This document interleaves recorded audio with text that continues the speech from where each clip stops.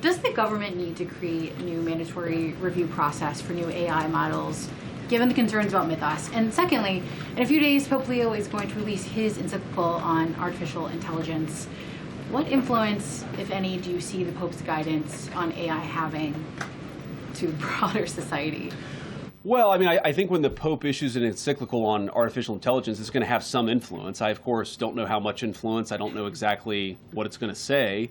But I think when the leader of the world's largest Christian denomination speaks on an issue like that, it's certainly going to have some influence. And I'm sure it'll contain a lot of insights, some of which I'll probably agree with, some of which I may not. But I think that it's going to be a very, very important document. And I think that, one of the things I always found fascinating about Pope Leo is that he chose the name Leo XIV, which of course is recollecting Leo XIII. Leo XIII was the Pope during a period of incredible industrial transformation in the entire world. Of course, that industrial transformation, according to a lot of people, led to the rise of fascism and communism in Europe. I think it was interesting that Leo XIV chose that name to maybe apply Christian social teaching in a new era with a new technological innovation in the same way that the Industrial Revolution was the technological innovation of its time.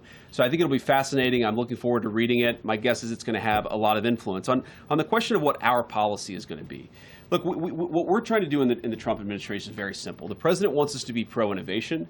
He wants us to win the AI race against all other countries in the world. He recognizes that AI is going to be an important tool, not just for our economy, but for our military. And so he wants to ensure that we are winning that particular race. We also want to make sure that we're protecting people. We're protecting people's data. We're protecting people's privacy. I think with this Mythos release, one of the things that we're very focused on, of course, is whether not necessarily the developers of Mythos, but whether some other bad actor could use Mythos to target various cybersecurity vulnerabilities. So it's something that right now we're working in a collaborative way with the technology companies, and we're just trying to make sure that the American people are as safe as possible. I'm not going to get ahead of the executive order or any other actions that are going to come out, but we're trying to balance those two things. We want to be pro-innovation. We recognize, artificial intelligence could be great.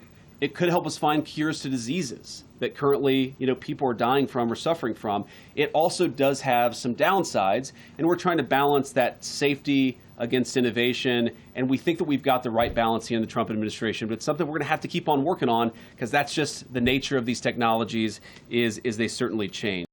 Support journalism you trust. Support PBS News. Donate now, or even better, start a monthly contribution today.